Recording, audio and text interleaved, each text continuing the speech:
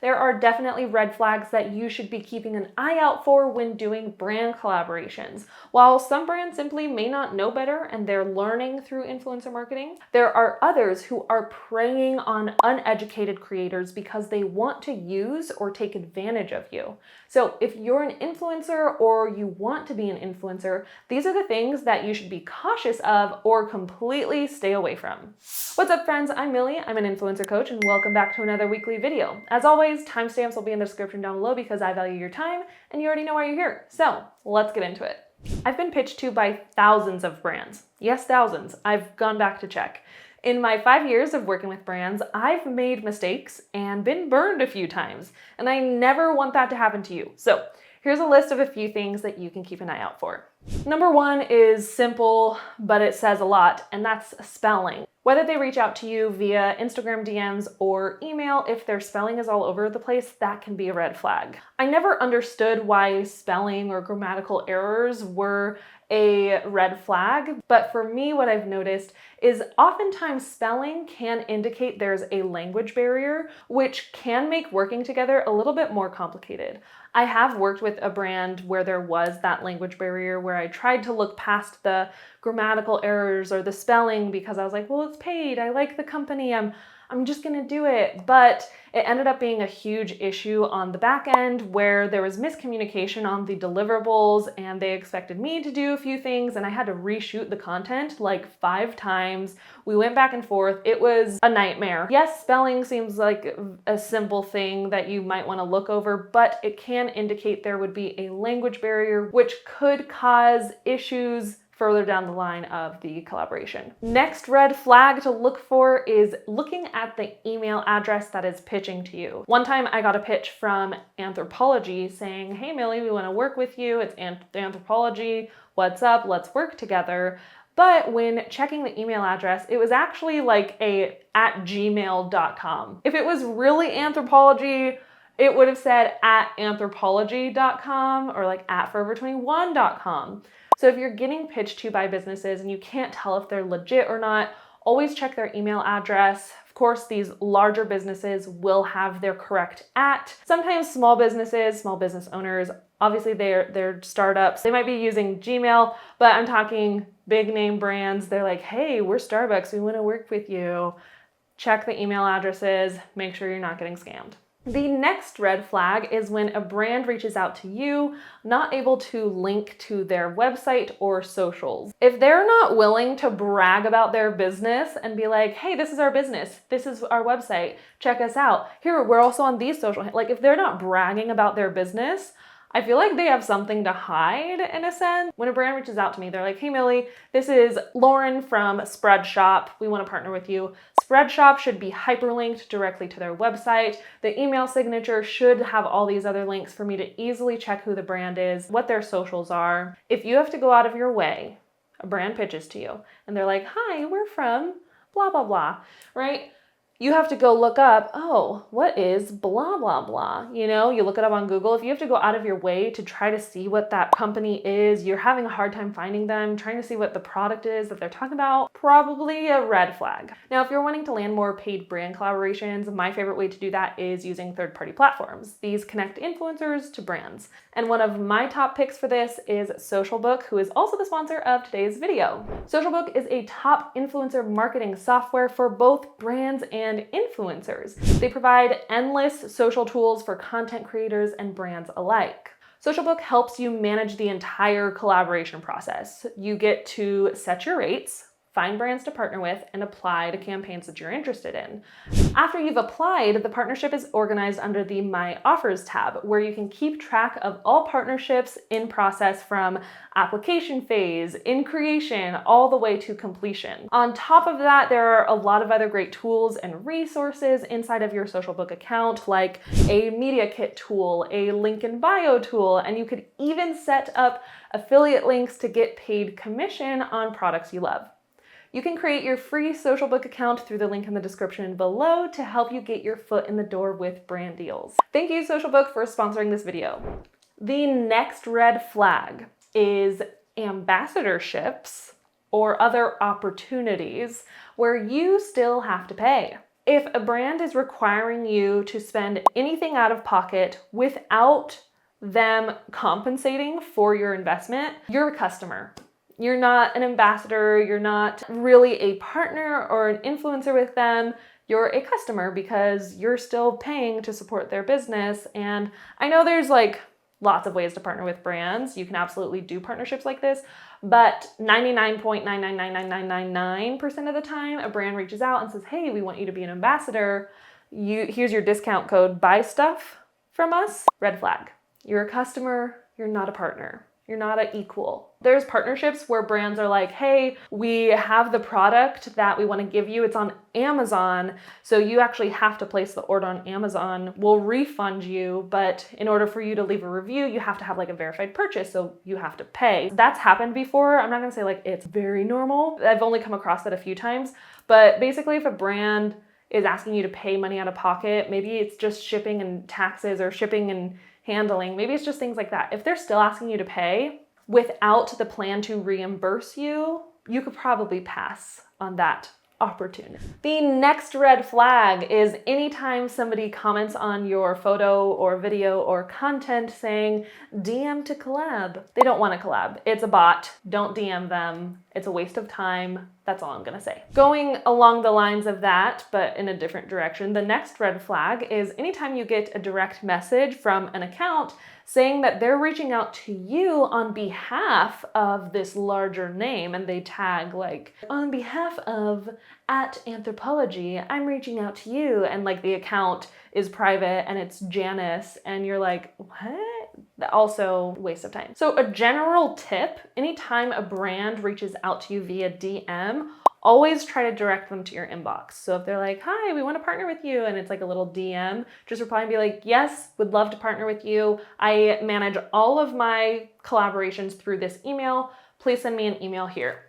If a brand is not willing to go to email with you, that could be a red flag. It's important to have a documentation of your conversation with a brand. On Instagram, you can unsend messages. So if a brand's like, yeah, we'll pay you, and then you do the collaboration and you're like, hey, where's my payment? And they're like, we never said we would pay you. And you go back and that message is not there. It's because the brand can unsend messages. And I'm not saying this is what's happening every time a brand says like, oh, we don't go through email. We do everything through Instagram. Like, I'm not saying brands always have negative intentions, but I'm saying it's a possibility. And in order to further protect yourself and your business, it's actually better for you to handle everything via email. There is like a fine line here because I know Instagram has the like brand partnerships thing where you can do partnerships directly through the Instagram app. So I'm not talking about don't go through the Instagram app with the brand partnership thing. That's, some people have access to that right now, some people don't. I don't have access to it yet. So I'm not talking about that specific feature. I'm talking they just want to DM you back and forth, negotiate via DMs, all the things. Always take it to your email. It's more professional that way. And you have that listed documentation of what's being said and agreed upon. So most of these red flags I know are when brands are pitching to you. But if you want to learn how to pitch to brands, I do have free, completely free pitch email templates that I'll link down below. There's a few different pitches that you can use, from like a cold pitch, introducing yourself, to even pitching a hotel brand partnership. So I'll leave those linked below. The next red flag, kind of talking about making sure you're talking in email, everything is documented. Anytime you do any sort of partnership, whether it's paid or even you're gifted a product, if you are making an agreement to do some sort of action for them, have them sign a contract. And if they're not willing to sign a contract, red flag. Red flag. Contracts are great for protecting not only you, but the brand. So brands should be willing to sign contracts as long as nothing shady is going on. This makes sure that the brand isn't using you. I know for me, when I was originally starting, I didn't do contracts for free stuff because I was like, oh, they're just gifting me these products. Why do I need a contract? There's no money. It's not like I'm gonna be like, hey, pay me, and they never pay me.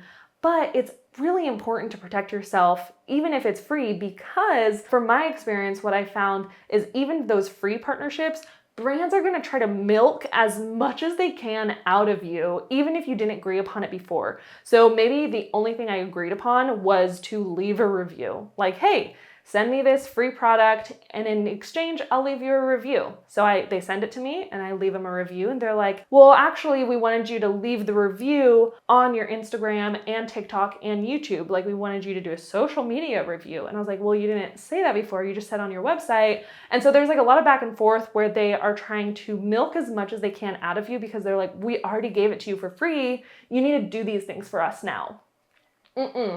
You don't need to do anything for nobody, okay? Sign a contract. This is going to explicitly say, hey, if you send me this free thing, this is what I'll do for you, and that is that. It'll make the collaboration process a lot more seamless. The next red flag is if a brand gives you strict posting guidelines or no creative freedom. I know if it's paid, you're gonna be like, I wanna do it. I wanna do it. I know you're gonna wanna do it if it's paid.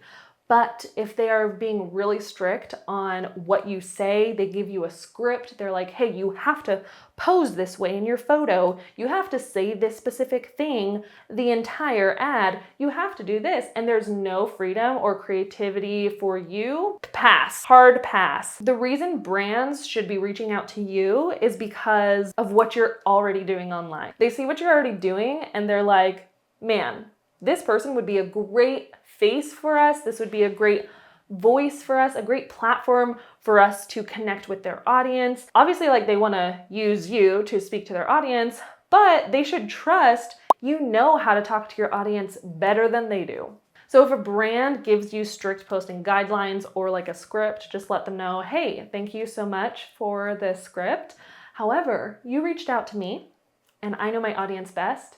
And I know if I read your script, this post will not perform well, and I want it to perform well. Therefore, I'm gonna do what I want, right? Of course, they will give you talking points. That's a normal thing for them to give you a campaign brief with details of the collaboration and different talking points that they would love for you to highlight. That's completely normal, but if they try to take full creative control and you're just like a robot or a piece in their game of chess, pass. My experience with this was I had a brand that was super strict with guidelines and how I posed for a photo and how the video looked.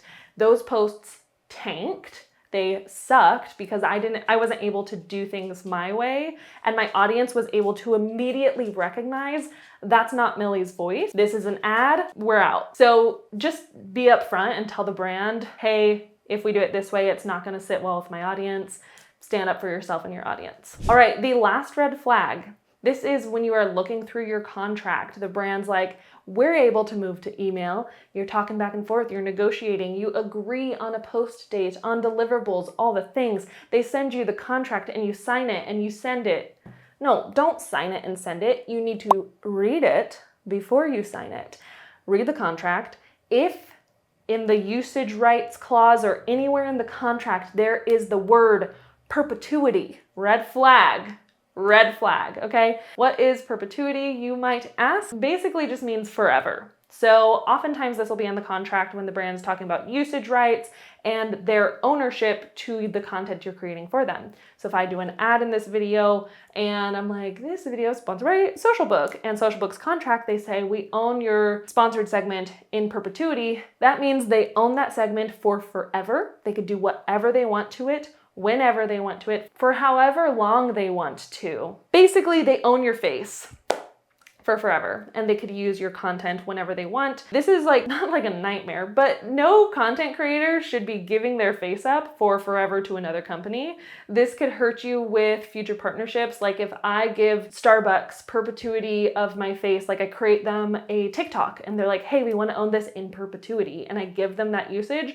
What if in like 3-4 years, I have 10 million followers and Dunkin' Donuts is like, Millie, we want to pay you $100,000 a year to do like 5 social media posts. But they see my ad for Starbucks and they're like, oh wait, you're partnering with Starbucks? And I'm like, no, I'm not partnering with them. It was just this video I made forever ago and I gave them perpetuity rights and I didn't know what I was doing. But they're like, ooh, sorry, we're not gonna do this because you actually are already a face over at Starbucks, so Bye. So that's one way it can hurt you. But also, if right now you're like, well, I have 100 followers, that doesn't matter. You never know when your content will take off. So if you give this one brand perpetuity rights and a year from now, all of a sudden you have like 500,000 followers and you weren't even a huge fan of that brand in the first place, you're like, I only did it for the $20. You did it for the gift card. But now, like, your followers are associating you with that brand that you were like, I don't even love that brand anymore. So stay away from that word. Tell them to take it out of the contract. Some brands, you can keep it in the contract only if the brand's paying you. So if you do want to give them perpetuity rights, they should be paying you 5 figures, 6 figures, like an annual salary for that. If you've made it this far and you're not already subscribed, make sure to hug that subscribe button and turn on the bell notification so you don't miss when I post my next videos, and I will see you in the next one. Thanks so much for watching. Follow your joy. Bye.